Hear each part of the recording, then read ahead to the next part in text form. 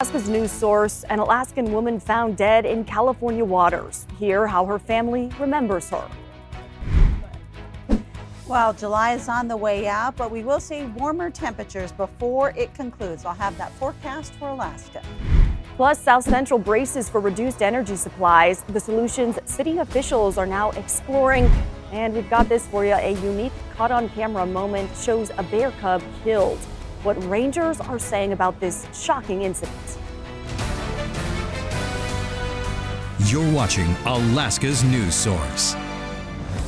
Family and friends continue to mourn the loss of Bryn Waite, the 26-year-old woman born and raised in Anchorage, who authorities say was found floating offshore near La Jolla Shores Beach in San Diego last week. Today, we're hearing from Bryn's sister about the life she lived and the impact she left behind. We've got Johnson Kuhn here in studio with us. He spoke with some of her family and joins us now with those details. Johnson. That's right, Augusta. I sat down with Bryn's sister, Aislinn Waite, who says the grief is heavy, but so are the memories of who Bryn was in Anchorage and beyond.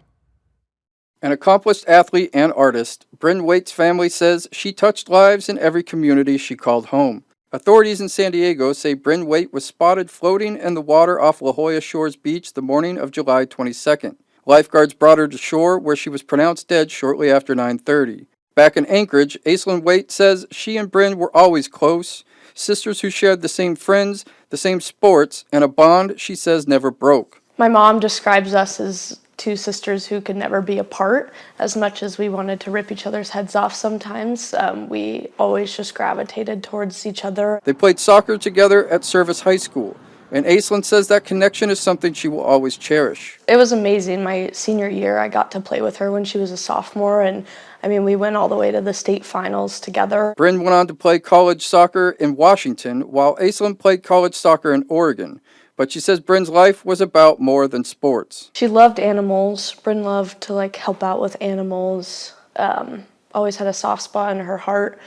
She liked working with kids. She worked as a camp counselor. And Aislinn says Bryn had a way of showing up for people, especially her sister. Yeah, I would say Bryn is my biggest cheerleader in life, and I think she will continue to be. The family says they plan to hold a celebration of life next month, a chance to honor the compassion Aislinn says Bryn lived by every day. I think she saw how hard life was, and she saw how hard other people fought through things, and so I think she would tell people how proud she is of them for continuing to push through.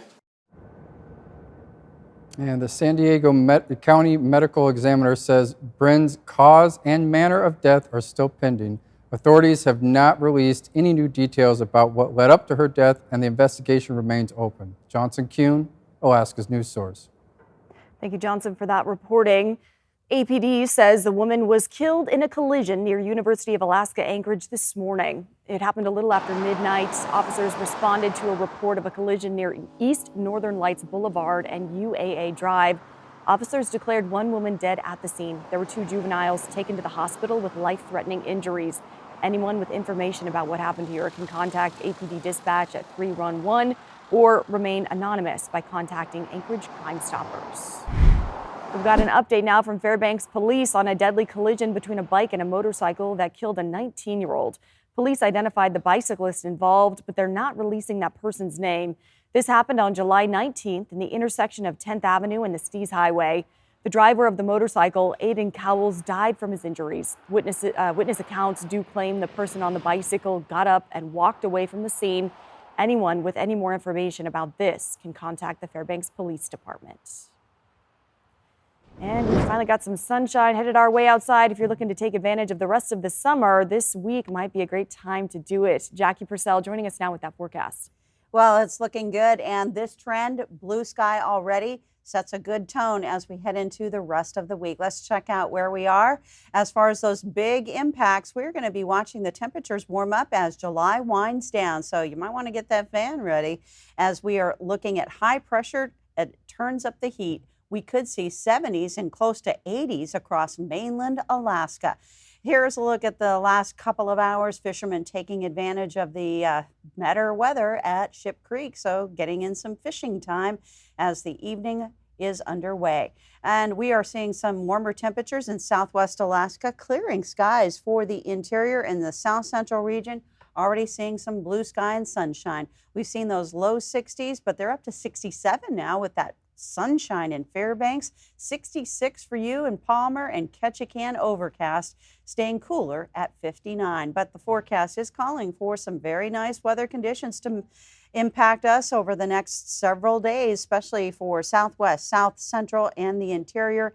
You can see how Bethel's going to benefit from that. A high temperature up to 67, 69 for both Anchorage, Fairbanks, Juneau, staying into the 60s, but we're going to add some showers in that part of the state. We'll have more on the forecast as we watch this warm-up materialize. It's coming up a little bit later, Augusta.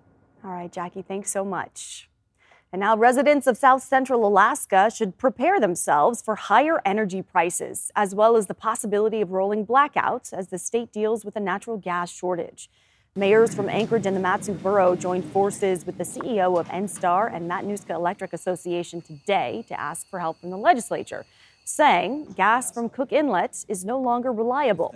The mayors are urging the legislature to pass the LNG natural gas pipeline bill for a long-term solution to this problem. Legislators are currently in a third special session called by the governor to work on that bill. The Katmai bear cams caught a very difficult moment this morning when an adult female brown bear killed a cub on a live feed. So be aware, some of the images you're about to see might be kind of hard to watch. Rangers are calling this event infanticide. It was caught on explore.org's Riverview cam. The video shows a female bear identified as number 806 sitting near Brooks River. Meanwhile, a 2-year-old bear belonging to 806 interacts with an unrelated cub nearby. Pretty soon, bear 806 approaches that cub who runs away. Rangers say this prompted 806 to catch, kill, and eventually eat that cub. And while this is very graphic, rangers say this behavior is normal. Bears are omnivorous. They'll eat just about anything. And just when you hear that word, it kind of sends shivers up my spine sometimes because that means anything. Rangers do have ideas about what might have motivated bear 806, including predation, territorialism, and maybe she was protecting her cubs. This is not the first time a female bear has eaten a cub, but it's the first documented account near Brooks Falls. About 2,200 bears live in Katmai. Rangers say this is the most cubs they've seen in a single year. In the race for Alaska's next governor, who's in the lead? Campaign fundraising numbers became public last week, so let's go over to political reporter Will Courtney, ready to break down some of those numbers for us. Will. Yeah, Augusta, let's talk about the total income of the top 6 candidates. Of the 17, we're going to focus down to the top 6, and total income is how much they made in this quarter that we're currently looking at. The number 1 winner, Jonathan Christ Tompkins, a former state lawmaker, followed by former Senate Minority Leader Tom Begich. They are the 2 Democrats running in this race. Pretty significant to see how much they've made in this time. Then we go down to the Republicans. We got former Department of Revenue Commissioner Adam Crum in 3rd, Bernadette Wilson, a businesswoman, in 4th, Click Bishop, who's a former state lawmaker as well, and then Dave Bronson, former Anchorage mayor. Now, when we talk about these numbers, I always try to remind viewers that dollars does definitely signify some support and definitely the resources they have as well, but it doesn't mean whoever makes the most is ultimately going to win. And that's important context to know as we go and look at this clock. The clock to Election Day, 21 days, 3 weeks ahead. Early voting begins Monday, and ultimately the top 4 winners of that election are going to advance to the ranked choice voting general election. Will Courtney, Alaska's news source. Well, still to come, we are looking at some improving weather conditions. Summer-like temperatures are materializing. Here's a look at those sunset times for tonight in Anchorage, Fairbanks, Juneau, and Bethel. Thanks for listening.